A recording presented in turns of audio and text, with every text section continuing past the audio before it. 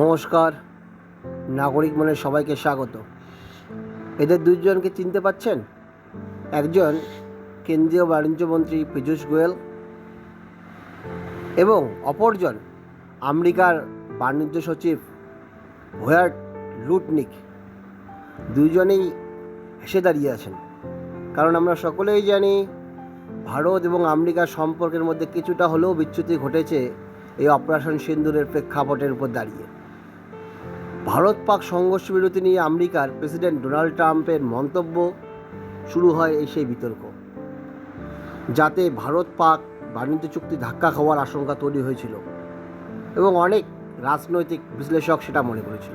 তবে কেন্দ্রীয় বাণিজ্যমন্ত্রী পীযূষ গোয়েল এর পোস্টে আভাস, বাণিজ্য আলোচনা সঠিক পথে এগোচ্ছে আমেরিকার সঙ্গে।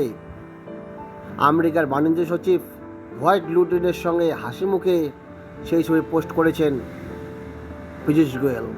প্রথম দফায় বাণিজ্য চুক্তি নিয়ে ইতিবাচক আলোচনা হয়েছে তাদের।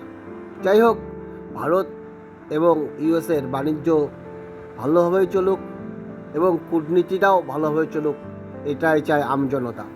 আপনারা কি মনে করেন? ভারত ইউএসএ বাণিজ্য কি চলবে কি চলবে না? মতামত কমেন্টে জানাবেন। ধন্যবাদ।